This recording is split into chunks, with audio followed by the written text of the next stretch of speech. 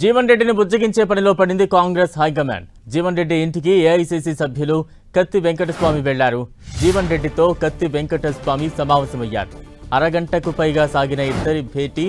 జీవన్ రెడ్డి డిమాండ్లను హైకమాండ్కు వివరిస్తానని చెప్పారు కత్తి వెంకటస్వామి.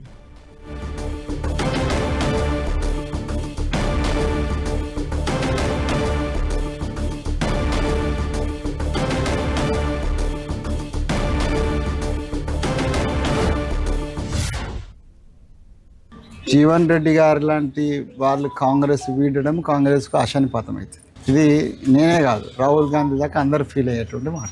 సో పార్టీ క్షేమం దృష్ట్యా, వారి క్షేమం కంటే పార్టీ క్షేమం దృష్ట్యా ఫస్ట్ అట్లాంటి వ్యక్తిని ఓడుకోవాలని ఏ పార్టీ కోరుకోదు. సో మా పార్టీ కూడా కోరుకోవటం లేదు, మాలాంటి వాళ్ళం అసలే కోరుకోవటం లేదు.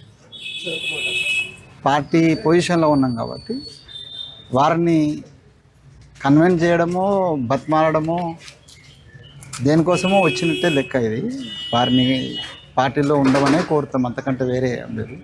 సో వారి నిర్ణయం వారి మీద ఆధారపడి ఉంటుంది కదా, మనం ఫోర్స్ చేయలేము ఎవరినైనా. వారి మనసు ఎంత నొచ్చుకుంటే 40 ఏళ్ళ అనుబంధాన్ని తెంచుకునేటువంటి నిర్ణయానికి రావడం అనేటువంటిది అది పెద్ద విషయం కదా. సో కాబట్టి దానికి ఎవరు కంపల్షన్ చేయరు.